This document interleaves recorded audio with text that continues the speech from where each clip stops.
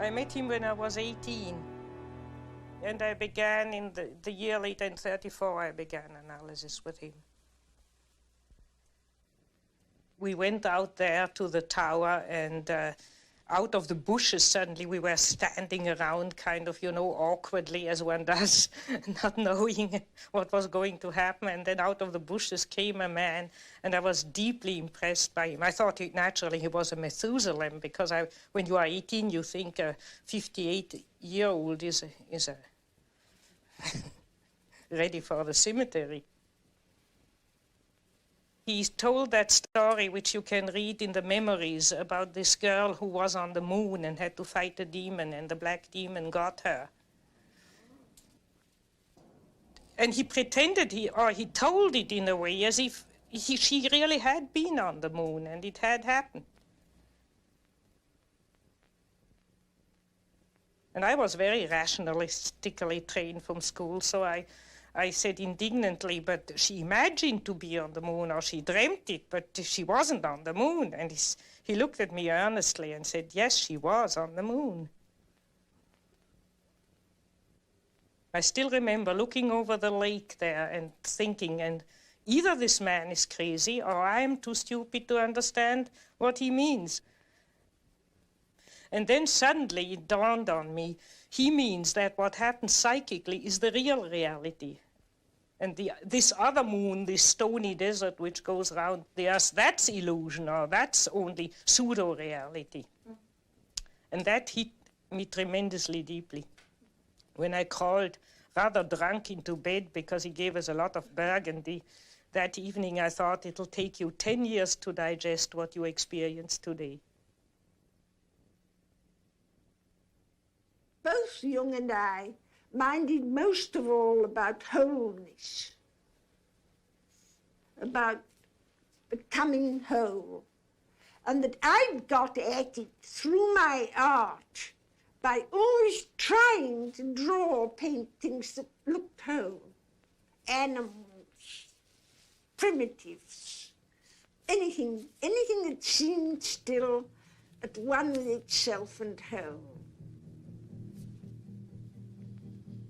And he got at it by studying the things that were wrong with people, and then realizing the way to get it right was to find their wholeness, to find the opposite to the thing that was destroying them so terribly.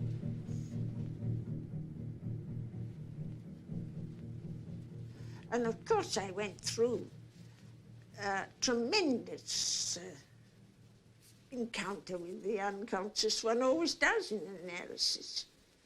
Particularly with him, he didn't let you pick flowers by the way, sort of. When you met him in the club, or when you met him privately or in analysis, it was always a man interested in the, I would like to use the word, in the supernatural food. Always. Yeah. Into the depths. And you see, you could come into his room in analysis. And he was just speaking about the dreams you had before, last night. Not knowing them, but he was involved. He was so transparent for people. And that was a fascinating thing in the relationship with Jung.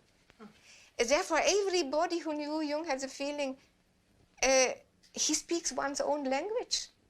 We started talking, and I went home with him afterwards. And to Mrs. Jung's despair, we sat talking until about 3 o'clock in the morning without break. And again, I had this very strange feeling, although it was snowing outside, bitterly cold, that I was sitting around one of the first fires in a camp somewhere in the bush in Africa, talking, as you can only talk in those conditions.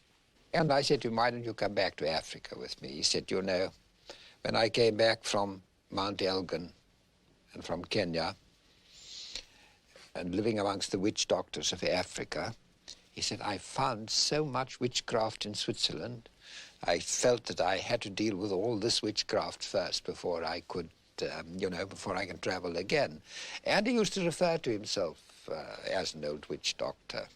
Very often when people asked him, "Are you a Protestant? Or are you a Catholic?" He said, "Don't ask me these questions." He said, "I'm only an old African who finds his God in his dreams." And he really meant that. He really meant that. He had this tremendous human, almost animal warmth and immediacy.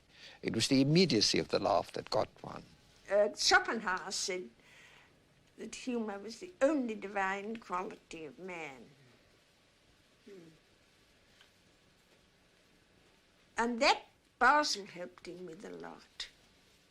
The Baselers have an extraordinary sense of humour, and their carnival is really marvellous. Jung took you there once to the Yes, he did. A lot of us, we went there the night before and got up at 4 o'clock, 3 o'clock in the morning, I think, to see the so-called Morgenstreich. And the procession comes through with lights. It's most impressive.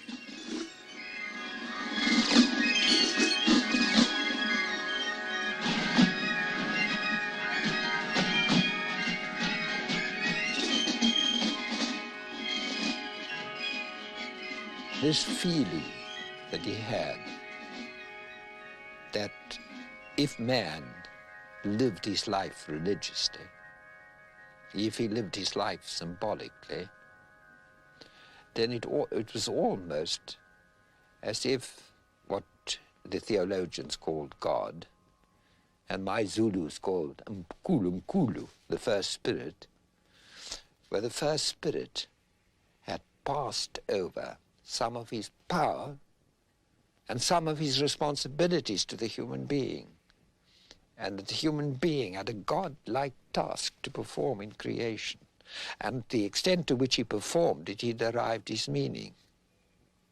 It's a very important part of Jung's thinking.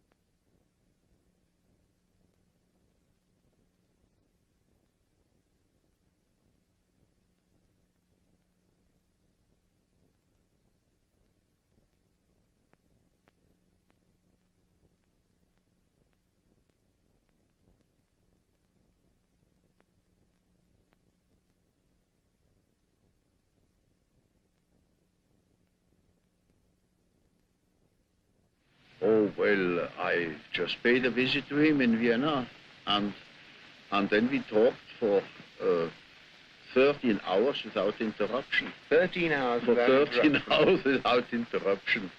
We didn't realize that we were almost dead at the end of it, but it was tremendously interesting. He was the old man and had a great experience, and he was, of course, way ahead of me, and so I settled down to learn something first.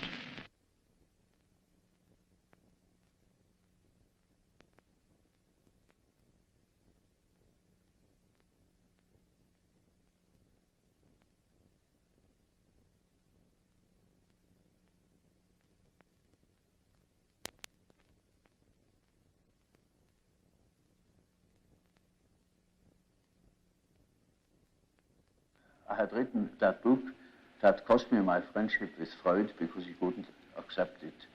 Yes.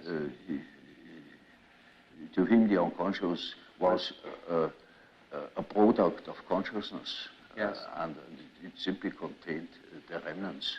I mean, it was sort of storeroom where all the discarded things of consciousness were heaped up and left.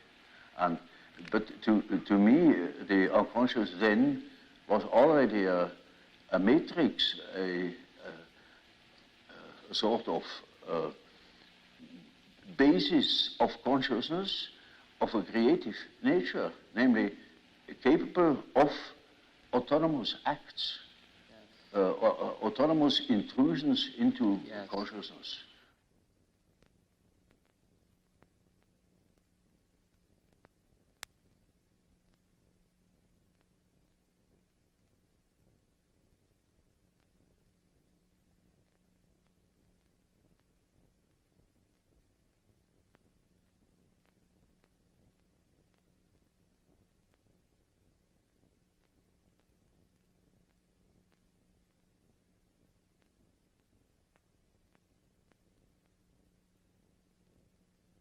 Man's soul is a complicated thing, and it takes sometimes half a lifetime to get somewhere in one's psychological development. You know, it is by no means always matter of psychotherapy or treatment of neuroses. It is all psychology has also the aspect of a pedagogical method in the widest sense of the word. It is something. Education. It is an education. It is something like antique philosophy, and not what we understand by a technique. It is something that touches upon the whole of man, and which challenges also the whole of man in the patient or whatever the receiving part is, as well as in the doctor. One of the tremendous things which Jung did was to always emphasize the aspect of man's totality. And our totality is not complete unless we take our human failings into it. It doesn't mean that I necessarily have always to live my human failings. I obviously may have to take responsibility for them. But they are not only part of me, but they are part of every human being. That is to say, it is part of man. Consciousness is one factor, and there is another factor equally important, that is the unconscious, that can interfere with consciousness any time it pleases. And of course, I say to myself now, this is very uncomfortable because I think I am the only master in my house, but I must admit that there is another somebody in that house that can play tricks. And I had to deal with the unfortunate victims of that interference every day in my patients. Analysis, proper, particularly Jungian analysis, begins and ends with conscience. That is, that you take responsibility, that you take into consideration all those manifestations which so far have remained in the unconscious. In other words, you were not conscious of. And if you start taking the responsibility for those manifestations, like shadow qualities and whatnot, then this is a very strong test for your conscience, isn't it? And so, I mean, you only have to think of the beginning of psychoanalysis. I mean, it took an enormous amount of moral courage to face these facts, which so far have not been considered or repressed. I felt that Jung should tell me what I should do, whether I should write a book, whether I should get a divorce, what I should do. And he wouldn't. And so I got mad at him. And I said, why is everybody so mean to me? And he said, why are you so mean to everybody? So I stormed out. And you got what I said there. I said to him, why is everybody so mean to me? And he said, why are you so mean to everybody? That was the trigger point. I was gone for a year. And I wrote him, oh, I don't know. Every now and then I'd sit down at the typewriter and write him what a son of a bitch I thought he was. And how when I first got to Europe, everyone thought he was a charlatan. I thought he was too. And I didn't, he was the most conceited, vain man. And I really had a great time. And you sent all these letters? Sent the letters, of course I did. And I thought, I hope he drops dead of a stroke. And I felt very good. I just felt fine. When I can get mad, I can lose 5 pounds just by getting mad. It's just the adrenaline goes, and I just think, it's the opposite of poor little me. Then I don't care. They let the world go and stuff it up. I don't care what happens to them. And then one morning I woke up, and I began to laugh. I thought, for God's sake, what's been going on here? What a jackass you. And suddenly I realized, sure, he really hit it. And so I phoned Miss Schmidt, Fräulein Schmidt, and asked if I could have an appointment. And she laughed and said, oh, yes, she said, Professor Jung told me to save some time for you. He thought you'd be calling shortly. And sometimes he'd be quite unfair to one. And he'd tell me, at the club, for instance, he'd go and something's be horrid to people. And then he'd go home saying, now, wasn't that nasty of me? I really spoilt their weekend, I'm sure. It was always on Saturday evenings. But when they next came to analysis, he found that that particular nastiness was exactly what they wanted, what they needed. I really got more from Jung when he hit me over the head than the other time. I don't mean literally. He had very small eyes, and when he looked through those little eyes, or usually over the top of his eyeglasses, you knew that he was looking at something that you couldn't see. And what came out was usually some very simple fact. It wasn't any aura or any great message that came back from the beyond. It was something about your ordinary life or the ordinary situation. I described a party where I felt the shadow got loose with Jung at the center of it, where they threw a knotted towel from one person to another around a circle. Jung kept this thing going almost beyond endurance, and I fell down and broke my glasses, and somebody else skinned a knee, and at the end of the party we were all in shambles, but this was characteristic of Jung's intolerance of persona. He was so afraid that the party would stick on a polite persona level that he engineered it to bring out the shadow. And in the end, we all had a marvelous time. We all got drunk, and it was it ended very happily.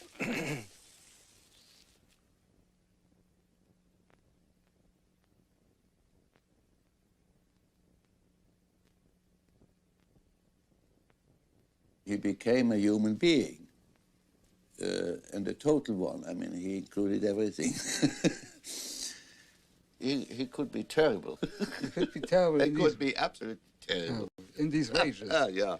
In these rages. I remember one thing when we sailed on the lake up there, Bollingen, you know, in his boat, and there was a the wind died down completely, and we were way up from the Turm, you know. I see. Yes. Way off, and so there was nothing else but to row. And I was an old sailor, and you know, I knew how to row, indeed, better than he did, as a matter of fact. And he was young. So I went and rowed, And he started criticizing me for every single part of a movement I made with those two words. You know. And he knew it better, of course. Oh, and did he row himself? Joan was in the boat as well, my wife, and so it was absolutely, it was hell. It was real hell. Until I said, good, fine, do it yourself. Yes, you finally said. And he did it? Yes, he had to. Oh, he had to if you gave. He Yes, had to. Yes. I wouldn't make one single move. So, and did he ever apologize? For No, no. never. Oh, he could be terrible. Oh, he could be a real devil. When I was his secretary, he grumbled at me, very loud voice, and he was he didn't like when I took it personally, so I took it, and sooner or later there was a big and very beautiful, how do you say, Belohnung, recompense, a compensation. He compensated. He knew exactly what he had done, and then one was rewarded if one could stand it and if one didn't took it personally. You see, he was so burdened by his ideas and by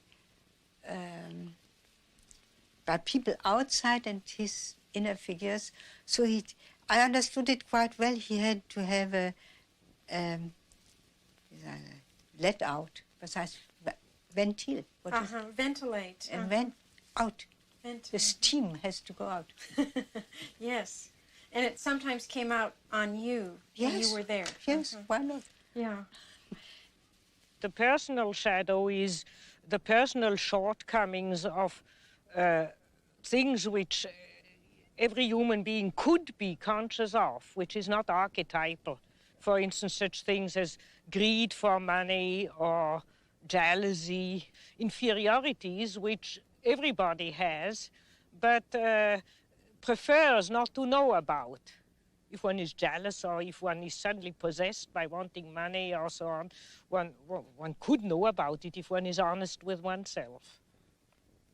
But the collective shadow has to do with the dark side of the archetype of the self. That means it's the shadow of the God image. In the Christian tradition, it would be the devil. And that has always been personified and felt as something which has not to do directly with the human being. I mean, if somebody is possessed by the devil, he's much worse than just, he's not human, it's demonic. And, but on the other hand, generally that merges. First you have this area of dim, dark side, and behind it lurks the other. I've, for instance, seen that when Germany went to the devil in Nazism, people fell into it through their personal shadow. For instance, they didn't want to lose their job because they were clinging to money. That was their personal shadow. But then they joined in with the Nazi movement for that reason and did much worse things than they would have done normally under normal social conditions. So you can say the personal shadow is the bridge to the collective shadow, or the open door to the collective shadow. But the collective shadow comes up in those terrible mass psychoses. It's like if you have a room and there's one door not shut, and there the devil can come in. And if you know your personal shadow, you can shut all the doors.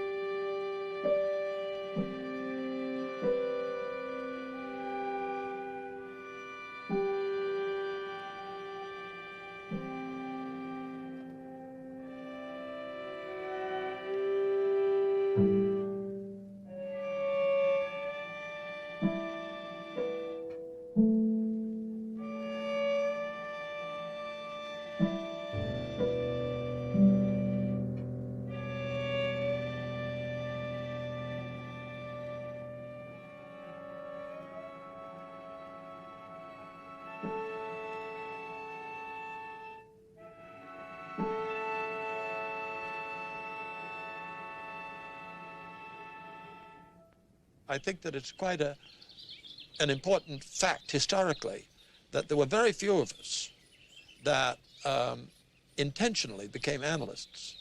What happened was that we all had neuroses, and we were nice, fat, juicy ones, and we were vibrating like an aeolian harp in a high wind. And very often this was exacerbated by a marriage relationship. And so that most of us of my generation didn't prepare to be an analyst, but we went to an analyst so that he could tinker with our psyches. And somewhere along the line we'd say, wouldn't it be peachy if I could be one of those too? I have to remember our first appointment, because Joe and I went together, and he talked right over the top of my head to Joe, arranging my appointments. And I finally said, well, where do I come in?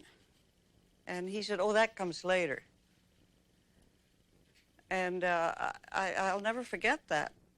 Jane and I arrived in Zurich in 1932. We had a very deep bond between the two of us, but we also were very dissimilar. And so we got into horrendous clashes and crashes. We just were anxious to get a hold of something that would give us some tools to work with so that we could resolve these clashes. I was not so enamored of him at first. I thought the way he talked, no, it was his writing. Of course, it was very intuitive writing, and it wasn't my dish. And I kept thinking, who the hell does he think he is? You know, how do you know what he's saying? I mean, how does he know what he's saying is right? And I was really very resistant. It is almost a rule, but I don't want to make too many rules. In order not to be schematic, yes. That an introvert marries an extrovert for compensation, or another type marries the counter type to complement himself. I thought, well, he's just talking through his hat, and I just can't go for that stuff. Until I got in trouble and had him head on, and then, my God, he just made all kinds of sense. I liked his opening comment. He said, oh, so you're in the soup too. I like the two. Together. Yeah. The archetype is a force. It has an autonomy. It can suddenly seize you. It is like a seizure. Yes. So, for instance, falling in love at first sight, that is such a case. You see, you have a certain image in yourself without knowing it of the woman, of the woman. Yes. Now you see that girl, or at least a good imitation of your type. And instantly you get a seizure, and you're gone. Yeah. And afterwards you may discover that it was a hell of a mistake. Or you see, a man is quite capable, he's intelligent enough to see that that woman of his choice, as one says, not no choice, he has been captured. Yeah. You know, he sees that she is no good at all, that she is a hell of a business. And he tells me so, and he said, for God's sake, doctor, help me to get rid of that woman. He can't. He's like clay in her fingers. And that is the archetype. That is so-called archetype of the anima. Yes, yes. He thinks it is all his soul, you know. Like the girls, you know, when a man sings very high, then he thinks he must have a very wonderful spiritual character because he can sing the high C. Yeah. And she's badly disappointed when she marries that particular number. Yeah. Well, that is the archetype of the animus. Yeah. This is built right into the center of Jung's whole psychology, that one should develop one's countersexual components, as Margaret Mead so quaintly phrases it. But Jung prefers to talk about the animus and the anima, meaning the feminine side of the masculine side of the woman and the feminine side of the man.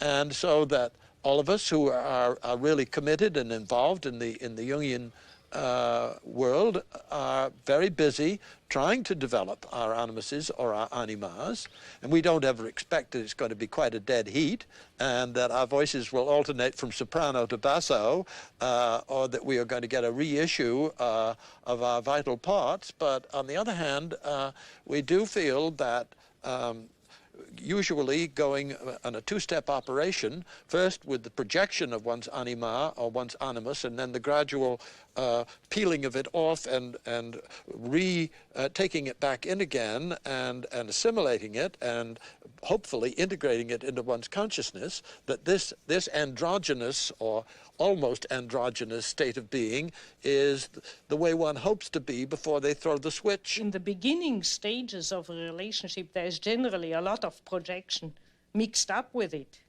And that is responsible for all those love quarrels. I mean, she makes demands which he can't fulfill, and he makes demands she can't fulfill, and animus anima crossing the swords. And I mean, if you tape record a love quarrel, it's the same all over the world, literally.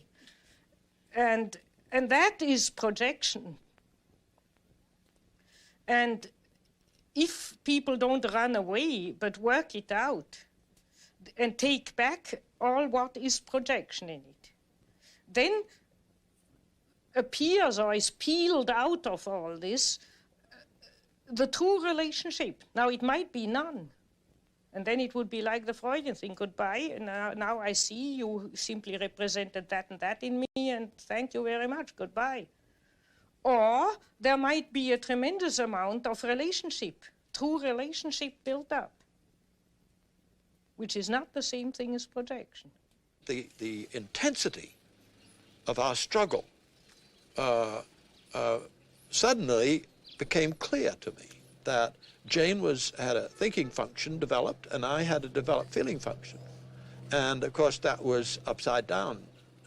Everybody knows that men think and women feel, only what didn't happen to be so with us. But I think that what he did for women came through his tremendous interest in the individual. And women could be individuals too. And this problem of what is feminine and what is masculine and so forth and so on almost came as second to that. Mm-hmm. So I think in a sense, and then of course his discovery of the animus and the anima, that did a lot. Jung was not apt to be a father figure.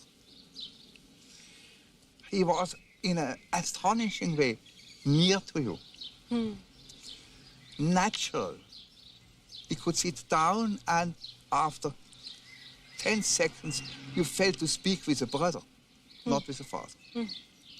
And if you have had this brother relationship to him, where you discussed in a free way, where you accepted that he got angry, where you also were ready to get angry at him, as men do in an upright, clear way, it was easy to get along with him. But the moment where one thought that he was a father figure, he was for men very destructive. Because he was too irrational to give a guidance as a father. He changed too openly, too often his mind to give such a guidance. Now, it's a natural thing to change one's mind. Quite a normal thing. But a father should give a certain guidance. And he had no intention at all to give a guidance. So for men, it was often difficult because the moment men look, and many men look for a father, whereas with women it went along much better because a woman doesn't look so much for a father, she looks for a lover. And he was charming, seducing, and there he offered transference, often a little bit too much. But with a great healing power. With a great healing power. Well, what about the atmosphere in Zurich at that time? Well, that's what put me off. Oh, the cultism was just reeking. It was just awful. There were the transferences. And I swore I would never get a transference. That one thing I decided right away, because it just looked too awful. I mean, these people were just goofy. And, but I got a transference. Couldn't help it. Couldn't help it. Because, I mean, after all, you get a transference because what's missing in you has got to be seen in somebody else. And there was plenty missing in me, you know, and with a man of Jung's caliber, there's a lot missing. It is a regular observation that when you talk to an individual, and this individual gives you insight into its inner preoccupations, interests, emotions. In other words, hands over his personal complexes. Then you get slowly and nilly-willy into the situation of a sort of authority. Yeah. You become a point of reference. You know you are in possession of all the important items in a person's development. Now you see, that creates an emotional relationship to the analyst. And that is what Freud called the transference. Yes. Which is a central problem of analytic psychology. It is just so as if these people had handed out their whole existence, and that can have very peculiar effects upon the individual. Either they hate you for it or they love you for it. Yes. But you are not indifferent to them. But I never felt as though I had too much transference. It didn't last too long because Jung, the one nice thing about, or the good thing about him was he gave so much of himself. He just gave you everything he had. So it wasn't as though you had a hangover. You got it all, you know? I never felt in awe of him. I just thought sometimes he was funny. When we used to have a little argument about God, he said, oh, you know, I'm not so sure about God. I'm perfectly willing if he shows up, fine. I used to say to you, of course, if he shows up, he'll probably look like you. And, I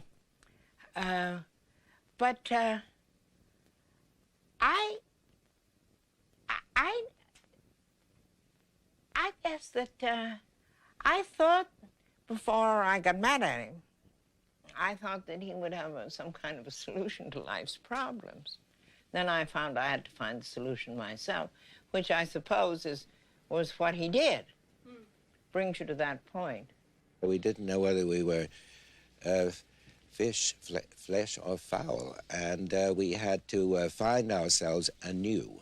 I dreamt that Jung was a Protestant clergyman standing at a pulpit giving a sermon, and we were all in the pews, and when he finished his sermon, all the others got up and began to chant mandala, mandala, the way they might in Christian times have said Hosanna.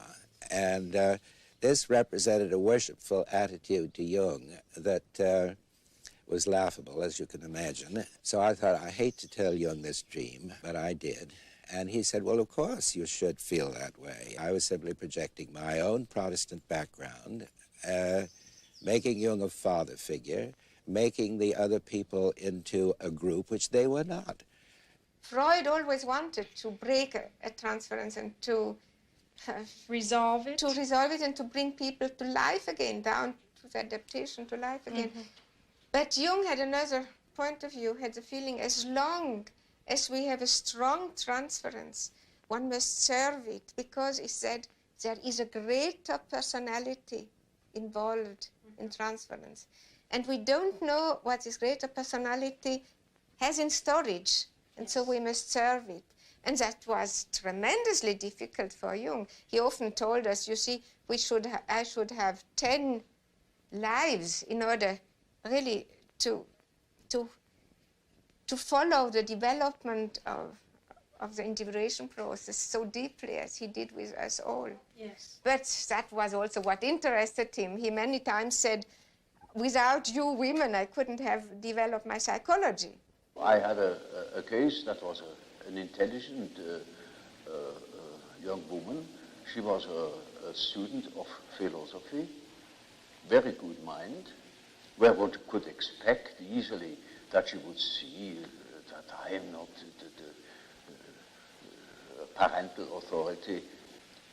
But she was utterly unable to get out of this delusion. And in such a case, one always has recourse to the dreams. It is just as if one would ask the unconscious, now what do you say to such a condition?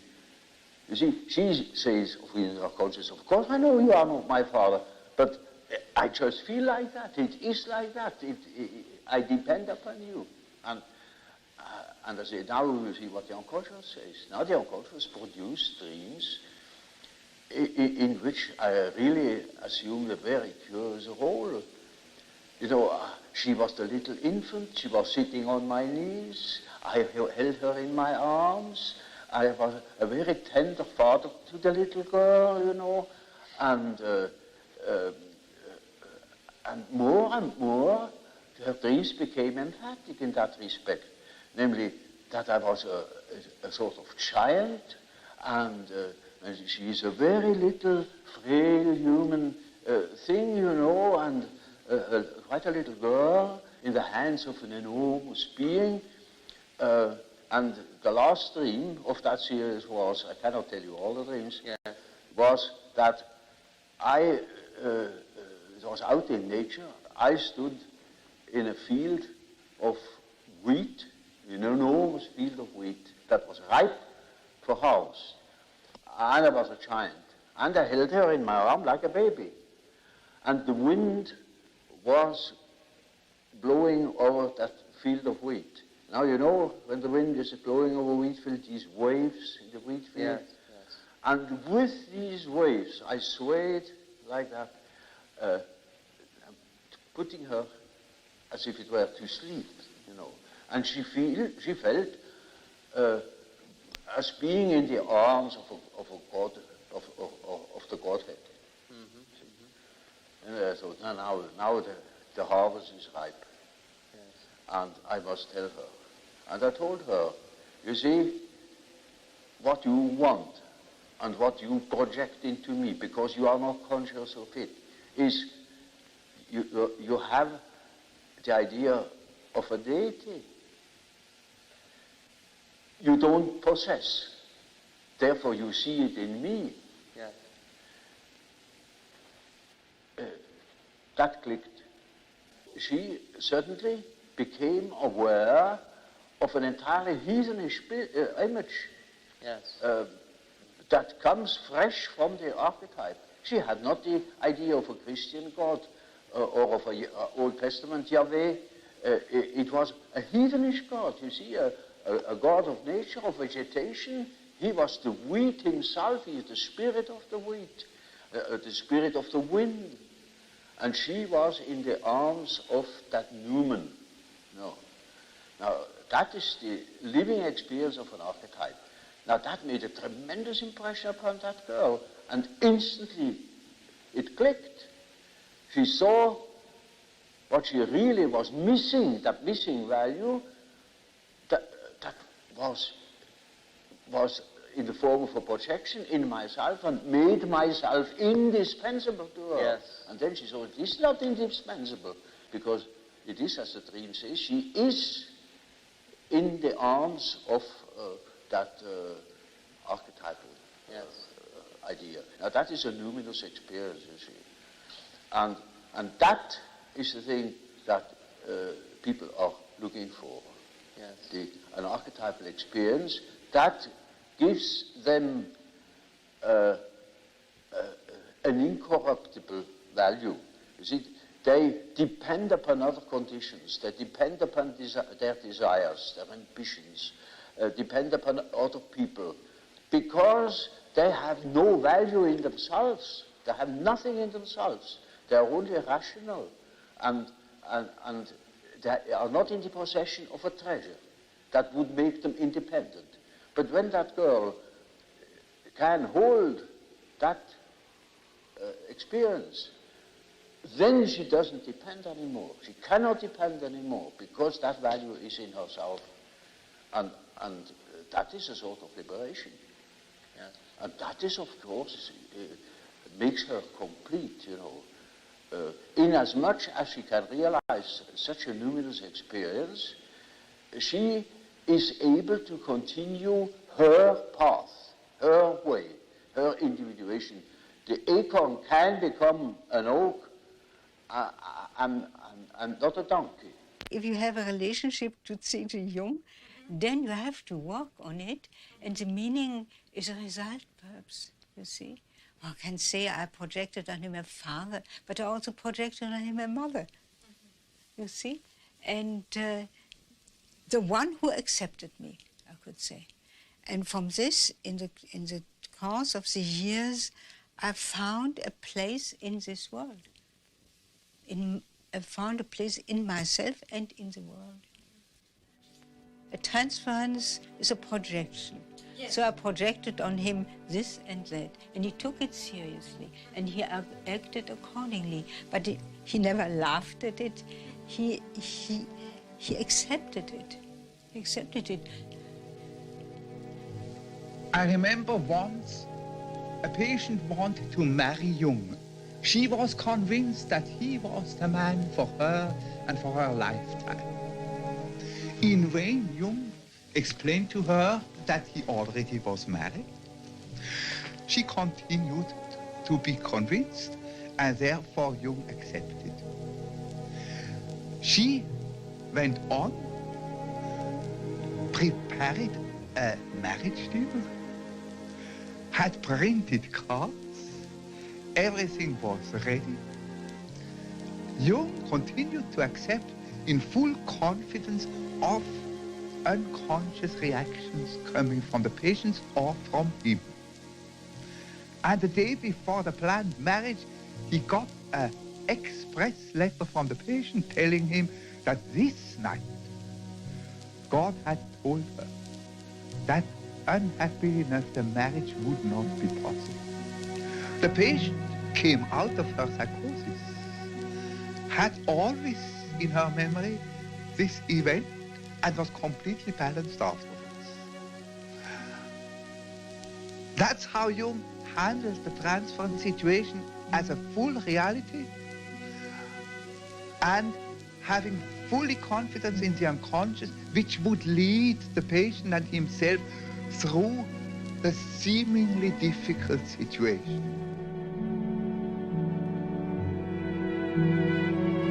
He could see what every woman was really substantially like, and helped her to find her main interest: literature, politics, psychotherapy, or astrology, or what you want. He had an art to follow a person until she found herself. And the value of transference was great for Jung himself. It really was as if he was always inside of your unconscious, and not trespassing, but because he has been wherever one was. was, and so he knew how to be safe. He also would never use any of his terms, ever. My last interview, I told him a dream, and I realized, my God, that man is 85 years old. And it was pages of dream, and so I only told him half the dream, thinking I can't put that all on him. And so then he started. You know, he didn't ask you for one association, very seldom he did. He just started to talk.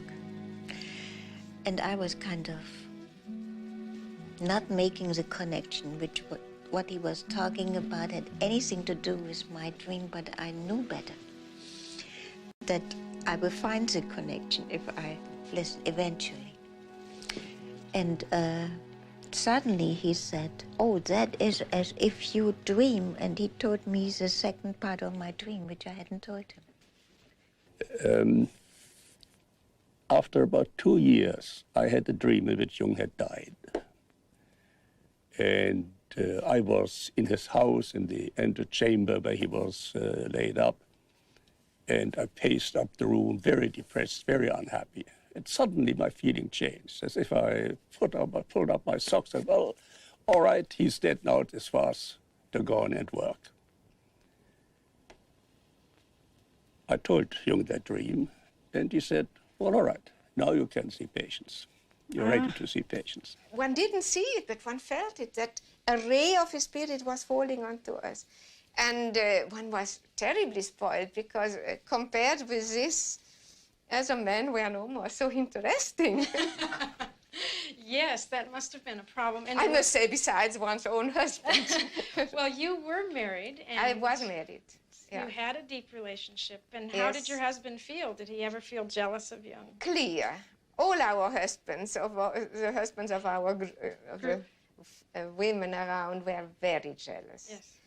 But since they knew, understand, that Jung was not falling into the traps and wishes of the women, so they had not to be really jealous, because Jung never misused his position and all these transferences.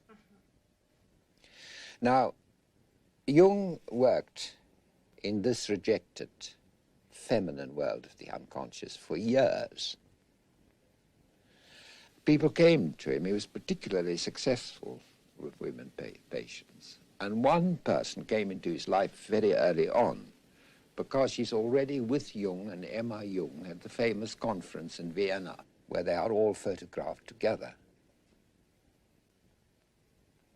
And that is Tony Wolff.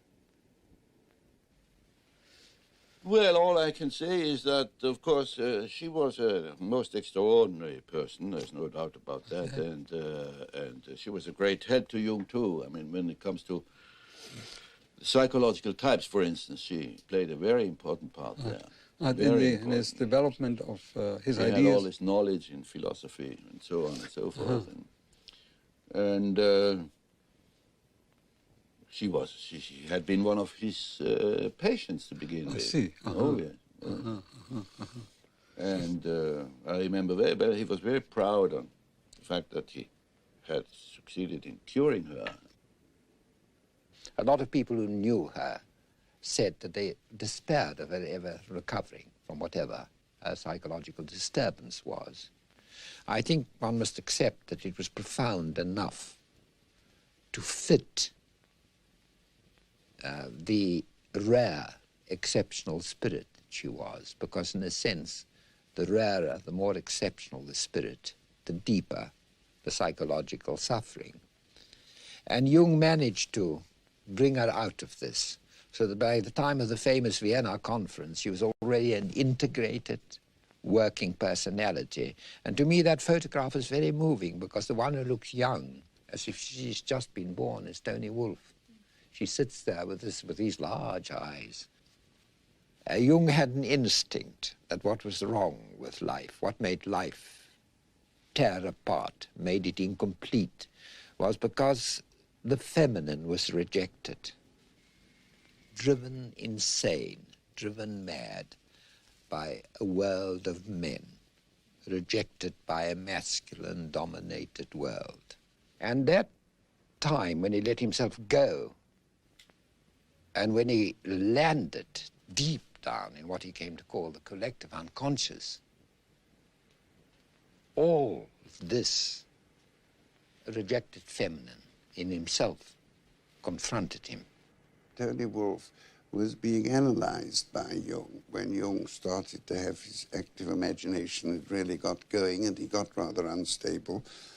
And that Tony Wolff simply said that she wasn't going to go on with her analysis with him and that she was going to have a relationship with him. And more or less, I gather, took him by the ear and did so. In this unfamiliar, terrifying underground of the collective unconscious, she was Jung's guide, to such an extent that she lived with him. And she took over the whole of the burden. And of course, the tensions caused by that in Zurich and in the family must have been tremendous. She reflected his anima in the way that Mrs. Jung didn't. It was she who introduced him to all the Eastern things, Eastern spirituality, Eastern philosophy, and so on. They were lovers, I take it? Oh, yes. Yes. Emma knew of their relationship, but she didn't wish to divorce you. Oh, good gracious, no. It would never have entered her head. No, I see. I mean, that wouldn't have been done. I mean, That's rather unusual. No, I don't think so. Not at that time. I mean, I don't even think nowadays. I mean, she had 4 children, and I don't think that Jung would have wanted a divorce at all. Well, perhaps this isn't really relevant, but not many women will countenance open infidelity.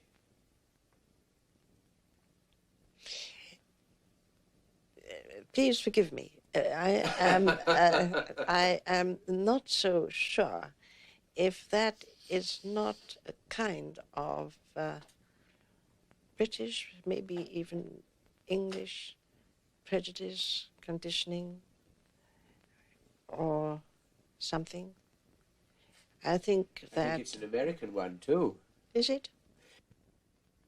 Without Tony Wolff, he couldn't have made it because she had breaks in a way, and she was stopping him always when he had a temperament where he was losing himself completely and without boundaries. And Tony Wolff stopped him and always brought him back to reality. And that was tremendously important for Jung. Was she originally a patient? And then she also understood him. Yes. She had such a bright mind that she grasped it even before he understood it. And she was also really furthering his intuition very much. Because at that time he was also, I mean, he was a medical doctor. He had worked at the asylum of Burghölzli, yes. And he was very intellectual until really he came to know her. That was the point. There was nothing shadow in it, no shadow. And Jung wanted to be and tried to be as conventional as possible, wherever possible.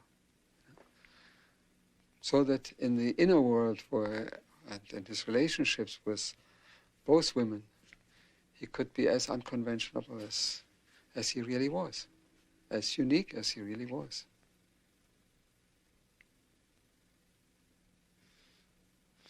No, it was quite a thing for him to do around 1910. You know, the Victorian age wasn't quite so far gone, and it wasn't anything he hid. You know, I remember I was walking in Zurich, there near the Institute, and there was Jung and Tony Wolff walking. You know? There was nothing hiding. And it was in this relationship that he had these tremendous experiences of the conjunctio. That's when he understood the mystical background of sexuality, mystical or the psychological archetype that was working there. That was later such an established relationship, and Mrs. Jung was so included that I am very sure he would not have parked his car in front of Tony Wolf's house, who was 1 minute away from the institute, and everybody would know when he was there and when he was not there, if he would have had the slightest doubt about it. And so this relationship with Tony Wolf was not an affair, it was another wife. 2 wives and 1 man. That's an excuse. My opinion is he should, as CG, he should know earlier that that was his anima. And so come to a stop. One day, Mrs. Jung approached me and said, would you please cooperate analytically with me and Tony Wolf? So we did a threesome analysis for quite a long period of time. Oh. Yeah, that was very funny. I see. Mutual dreams or just Jung's dreams? No Jung's dreams. Mrs. Jung's dreams and Tony's dreams and my dreams. Oh, all 3? Yeah. I see. And you found this very helpful? Was interesting. Right. Was very interesting. She wasn't at all browbeaten by Jung. She was downright and direct, and she did a lot of work on his papers, too. She obviously stood by Jung all through his periods of crisis. She was a much more solid sort of character than Jung. First, she had given birth to 5 children. And then Jung told us, and she told us, and she felt the need also to know more. And then she studied physics and mathematics and many other things. And then she had an analysis with her own husband. She did? Yes. How difficult. Yes. She had also another analysis, but the main thing was analysis with Jung. And afterwards, he allowed her to analyze. And she was a very good analyst, and the opposite of her husband. He was more intuition and thinking, and Emma Jung was sensation, mainly sensation, absolutely down to the earth, and more to that, to the depths of the earth. Mrs. Jung had a fantastic sense of humor. She giggled and laughed, and she was very, very nice woman. Motherly, but I think she helped a lot in working out, let's say, the animus anima problem. It's those 3 who did the work, I think.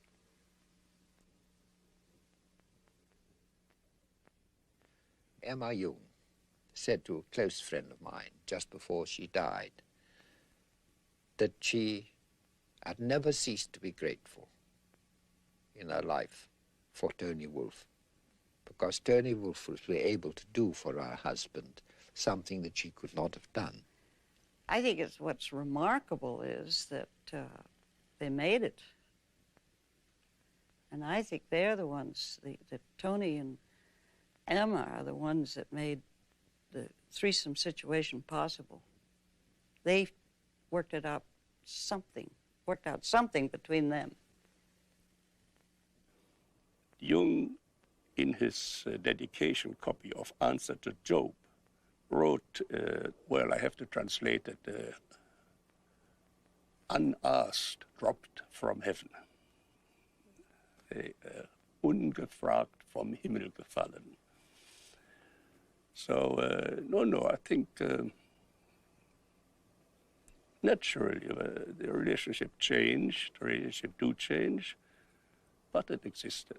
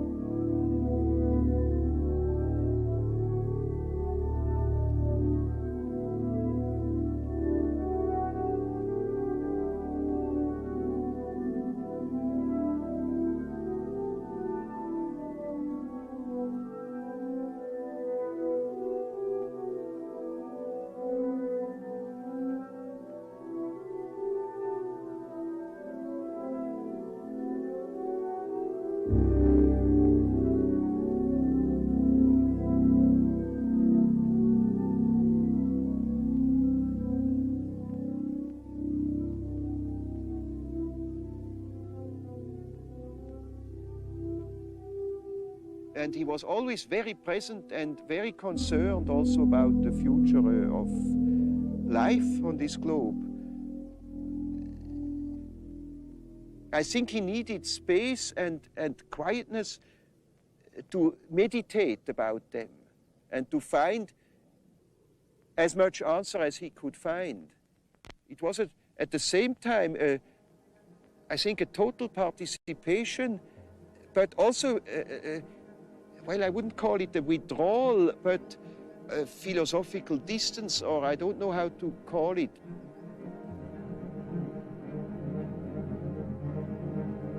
He went to Bolingen so often during the year, and he did all his reading up there. Most of the reading was done there, and also most of the writing? Also the writing.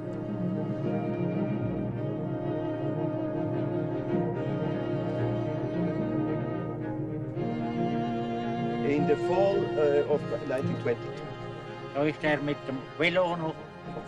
He came by bicycle. Dr. Jung came by bicycle, on his bicycle from Questão.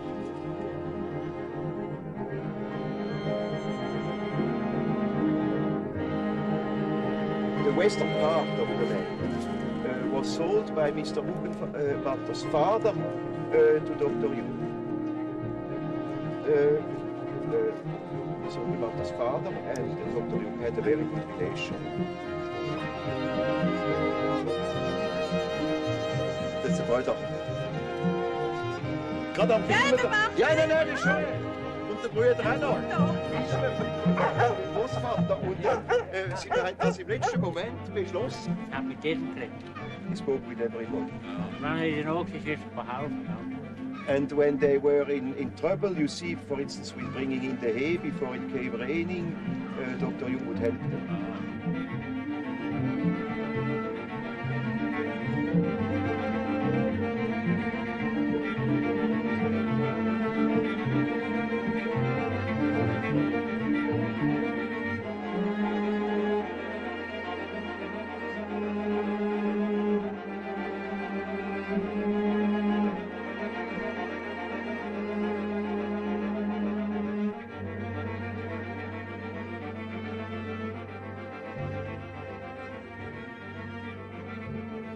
A man is not complete when he lives in a world of statistical truth.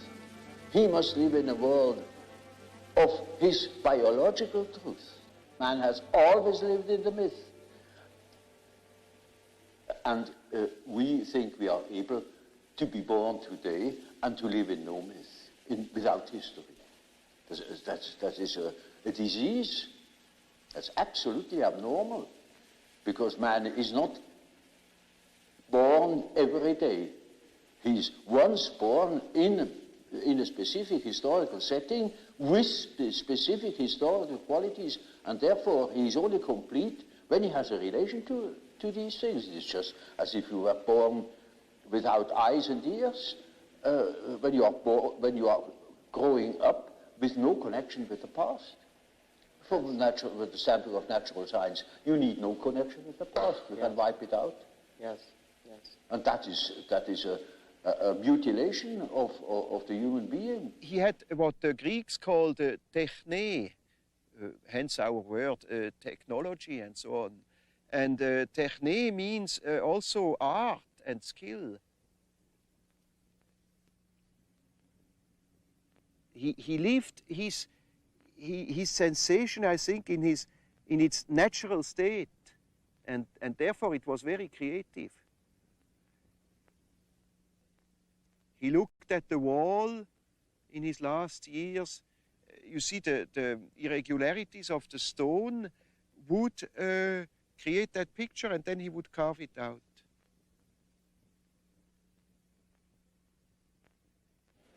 The statements of every religion, of many poets and so on, are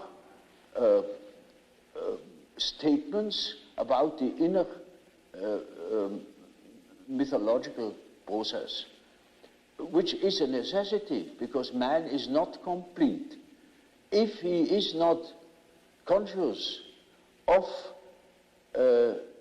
that aspect of things? Well, we have to revive primitive superstition. Because in primitive people, their sword has a soul, their hammer has a soul. No smith would start making a sword without a ritual first. Still in the Middle Ages, the heroes who depended on their sword, think if your sword breaks in battle, you're a dead man. So their sword had a name and a soul. They knew that sword, and the solidity of that sword was their fate. And now it's still so. Let a few of your atomic plants explode, and please. Matter, if it has to cooperate with you, needs loving care. And not only technically by oiling and so on. You have to kind of live with it. Otherwise it plays you tricks. One of the last times he went to the tower, for instance, he hadn't been there for a long time, and the first days the covers of the pans like to jump off and fall on the floor in the wrong moments, and you know how objects can absolutely misbehave. So he put himself up in the middle of the kitchen and said, "Now, ladies and gentlemen, pots and spoons, I know I have neglected you for a long time and you are angry with me, but I beg your pardon and I ask you now to cooperate again." And from then on, there were no more accidents. He had great fun with that. If you notice, it's highly symbolic. The days you can't open a door, you can't get at something, or some object hides from you just when generally when you are not in yourself and in an impatient mood or so on, then everything plays you tricks. It's naturally your own unconscious mixed up with it. But it communicates with matter. We are only deeply unconscious of these facts because we live all by our senses and outside of ourselves. If a man could look into it himself, he would discover it. Yes. And when a man discovers it, in our days, he thinks he's crazy. And he may be crazy. He played a lot along the lake, and he did it very often alone. He took always a little shovel, removed the sand, and then played with little rivers and so on. And he said when he was 83, he said one day when we were playing, I was generally watching him, playing a bit with him. And he said to me, "You know, only today I have suddenly thought, what am I doing when I'm playing like that? That's what I have done all my life, digging out springs." He was just enjoying that. He called it the waterworks. And always before he was writing, he did some days or even weeks of waterworks till he was in the right mood, and then he began writing. I sat sometimes for hours beside him, just watching, not talking. Once an old peasant went along and said to me, "Isn't this Professor Jung not a world-famous man?" And I said, "Yes, he is." And he said, "Wouldn't think it if you see him like that." I have the feeling I am able to help this thing which guides my life. I am not doing it, but I can help him in some way. And that's something which probably Jung has invoked in me. Your good ideas are not produced by your will. It comes to you. You must make yourself ready. I think that's all. And you must have a certain amount of interest. And that's also when you have a difficulty in yourself, you must be interested. You must get the answers from somewhere. You can't produce it yourself. You can't calculate it. And it must, at least most of the important things come from somewhere. And the rest you can then afterwards work out by a kind of technique or routine, and so on. But you can't do everything with routine.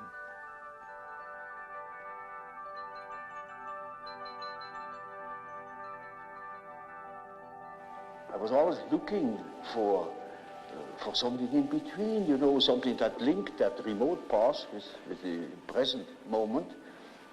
And I found, to my amazement, it is alchemy. It is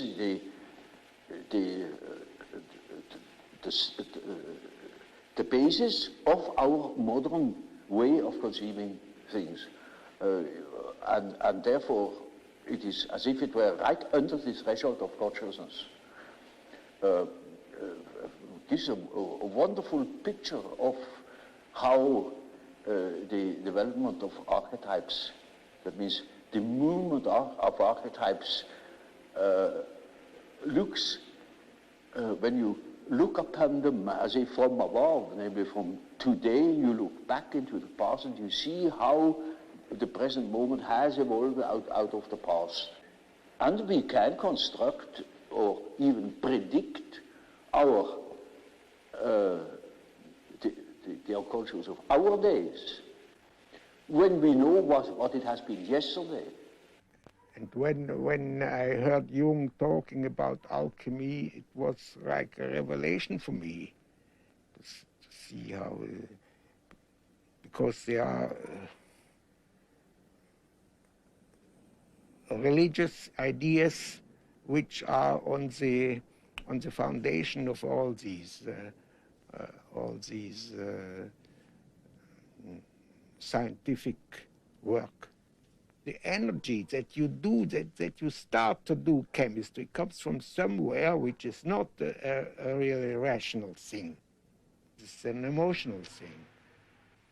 For Jung, religion was an attitude. For Jung, religion was an attitude to life and had absolutely nothing whatever to do with any kind of creed. And he was actually ambivalent about creeds, because on the one hand he said that a creed would stop you from having an experience, and since he believed that religion was not only an attitude but had to do with experience, personal experience, if you block it by a creed, obviously you can't have an experience. But at the same time, he also thought that a creed might be a tremendously important framework for someone whose ego was too weak to stand the horror, the void of complete loneliness. He was always saying, why don't the priests go down with me into the collective, into the unconscious of modern man, to learn what the modern soul is about before they start to cure it, because nobody would look at the soul of man in the modern way. They all behaved, as I said before, as if creation was accomplished, if the soul was an accomplished fact. And it wasn't. That's why the book of Revelations had so much meaning to Jung. And that's why he saw it having its place in the Bible. You know, Calvin fought very desperately to have the book of Revelation removed from the Bible, because he calls it a dark and dangerously obscure book. But it really is very meaningful, because it's the one book which suggests that the revelation of God doesn't end with the coming of Christ. There is more to come. That religion is a process of continuing revelation and experiencing of revelation, and being obedient to your greater awareness of becoming in life. He was very conscious of the center of his being, which he called the self. And he would talk about the God image living, being alive in this center of our whole being. He always said he did not wish to discuss the existence of God, because this was a metaphysical question which he was not prepared to go into. But from the psychological point of view, he knew that the God image was within oneself. The God image changes. God does not change.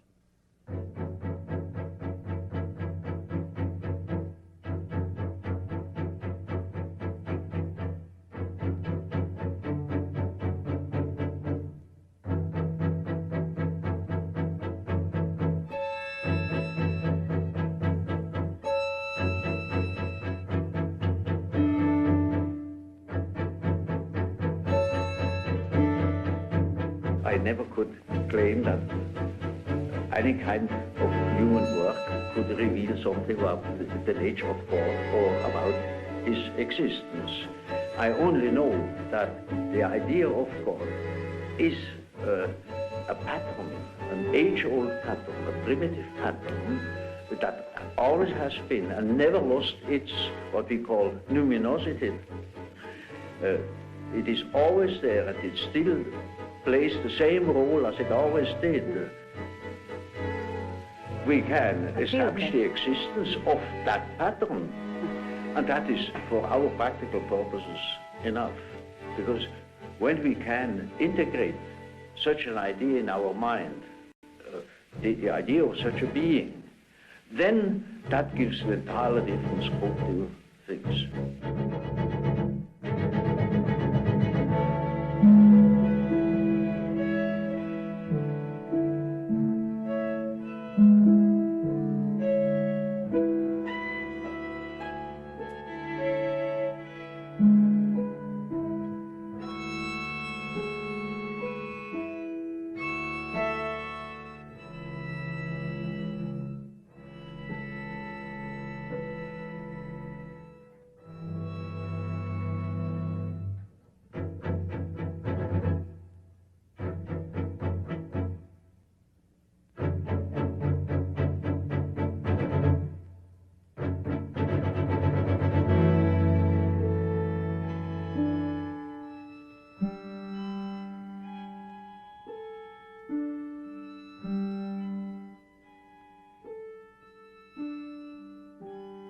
Does not project, you see, to speak, or does not confuse the image of God that exists in man with God himself, who says he cannot make any statements about God, but about the image of God as it exists in the human being, you know.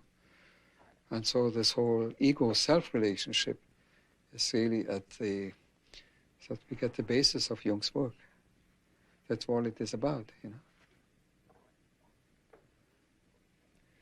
But the self-experience as something inside man, but not the same as the ego, you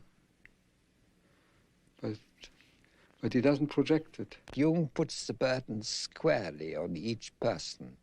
And this psychology of individuation, of making what you are, and what you've inherited of the universe, of making that specific, of making what you've got of the collective in you, making that individual, and carrying it as an individual, and not only standing still in it, but allowing an act of becoming in the midst of your being,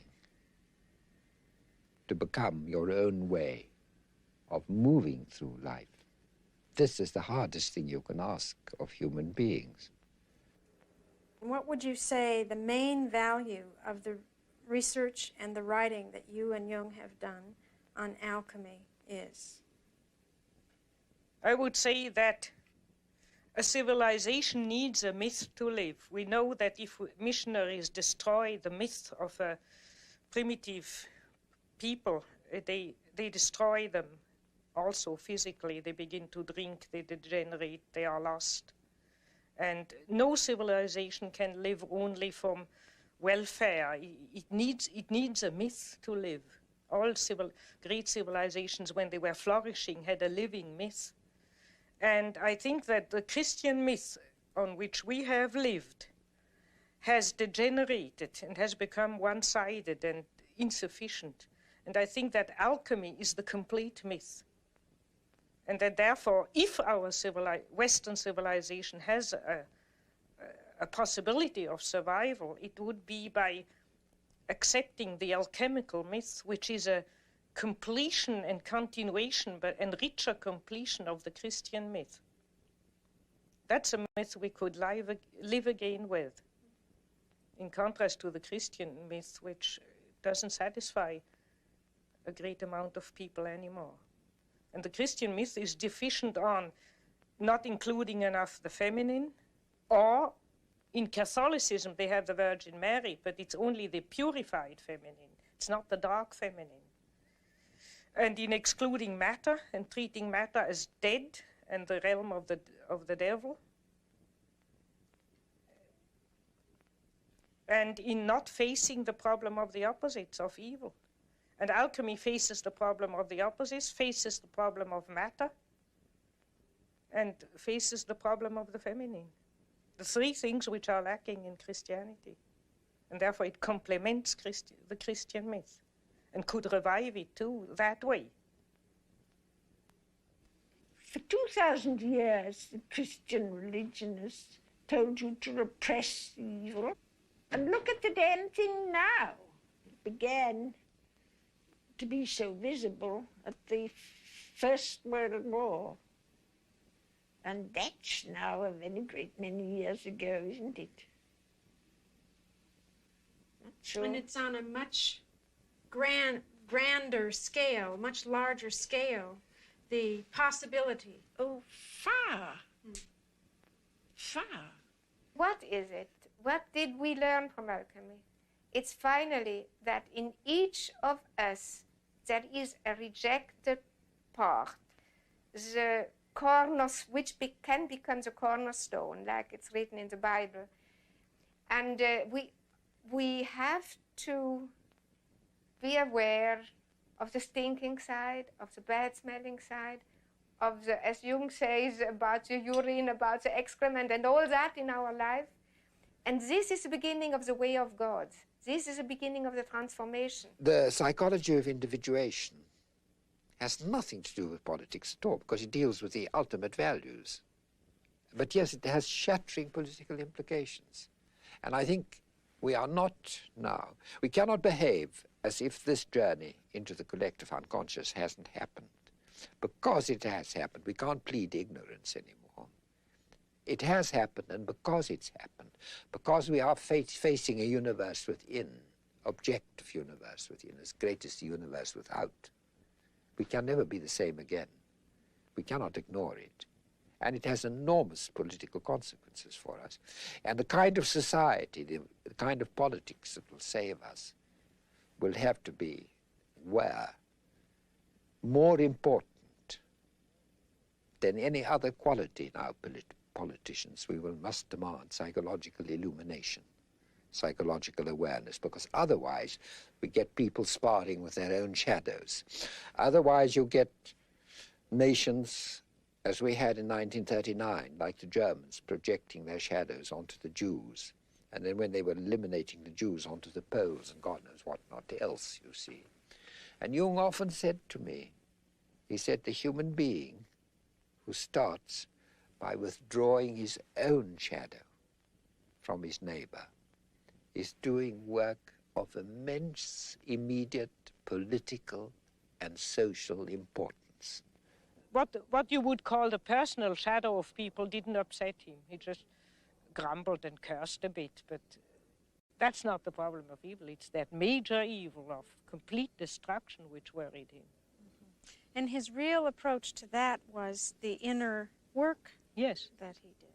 The only thing you can do, to confront yourself with it where you are. All the rest, all the benevolent, if benevolent preaching would help, then we would be out of the trouble long ago, because we get a lot of benevolent and reasonable preaching, but it doesn't help. So the only place where you can really put the hand on it and deal with it body to body, the problem of evil, is in yourself. And there you have the hope to change something, but the hope to change the world is a childish illusion. As we've seen, the collectivist pattern taking over all over society. The paradox is you get a form of totalitarianism which is producing collectivism, then you get a kind of creation of greater and greater monopolies of commerce, bigger and bigger business, producing a kind of organization man, which is the equivalent of the totalitarian organization man, where this individual thing disappears. And really, this kind of this kind of politics of individuation, which you might call democracy, ceases to exist. And this is the point where we've reached at the moment. And at this point, all that's inferior, which Jung used to call the shadow in man, tends to come to the surface. The world hangs on a thin thread, and that is the psyche of man. Nowadays, we are not threatened by elementary catastrophes. There is no such thing as an H-bomb. That is all man's doing. We are the great danger. The psyche is the great danger. What if something goes wrong with the psyche? You see? And so you see, it is demonstrated to us in our days what the power of the psyche is of man, how important it is to know something about it, but we know nothing about it. Nobody would give credit to the idea that the psychical processes of the ordinary man have any importance whatever. One thinks, oh, he has just what he has in his head. It is all from his surrounding. He's taught such a thing, believes such a thing. And particularly if he's well housed and well fed, then he has no ideas at all. And that's the great mistake.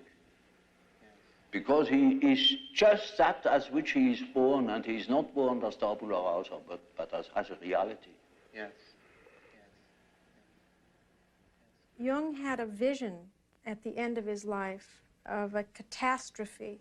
It was a world catastrophe. I don't want to speak much about it. One of his daughters took notes and after his death gave it. And there's a drawing with a line going down, up and down, and underneath is the last 50 years of humanity.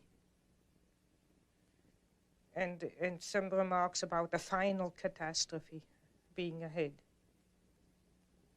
But I have only those notes. Mm-hmm.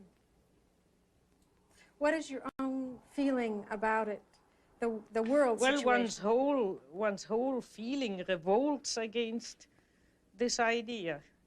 But since I have those notes in a drawer, I don't allow myself to be too optimistic. I think, well, we have always had wars and enormous catastrophes, and I have no more personal fear much about that. I mean, at my age, if you have anyhow soon to go, so or so, egocentrically spoken. But the beauty of all the life, to think that the billions and billions and billions of years of evolution to build up the plants and the animals and the whole beauty of nature, and that man would go out of sheer shadow foolishness and destroy it all. I mean, that all life might go from the planet. And we don't know. On Mars and Venus, there's no life. We don't know if there's any life experiment elsewhere in the galaxies. And we go and destroy this. I think it's so abominable. I try to pray that it may not happen, that a miracle happens. Do you find that young people that you see now are aware of that it's in their consciousness? Yes, it's partly in their unconscious and partly in their consciousness, and I think in a very dangerous way, namely in a way of giving up and running away into a fantasy world. You know, when you study science fiction, you see there's always the fantasy of escaping to some other planet and begin anew again, which means give up the battle on this earth. Look, consider it hopeless and give up.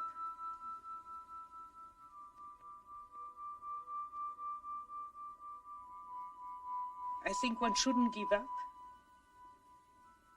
Because if you think of answer to Job, if man would wrestle with God, if man would tell God that he shouldn't do it, if we would reflect more,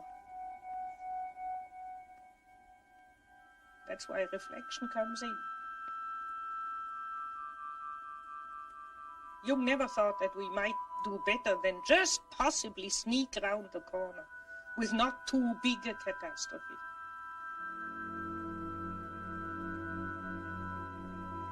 When I saw him last, he had also a vision while I was with him, but there he said, I see enormous stretches, devastated, enormous stretches of the earth.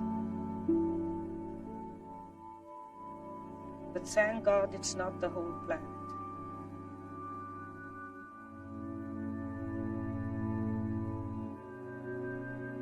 I think that if not more people try to reflect and take back their projections and take the opposites within themselves, there will be a total destruction.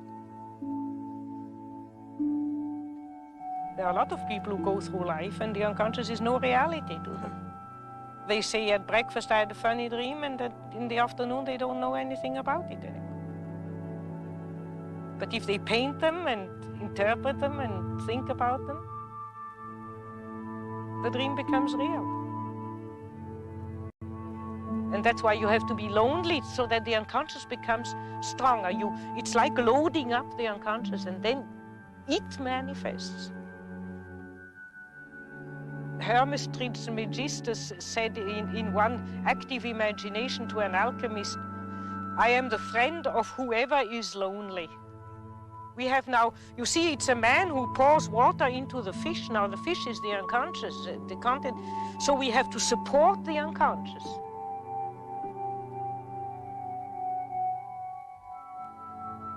It's not enough to just have it. We have to actively turn towards it and support it so that it then helps us. There are many people who are not in analysis, but if they are naturally gifted, which I would call if they are honest, they can find these things without analysis. I've lived in this tower sometimes 3 weeks alone without speaking to one word to anybody. And I sometimes thought I was going off my head. But the unconscious became alive. It was my partner. There are no other similar beings like man that are articulate and could give account of their functioning.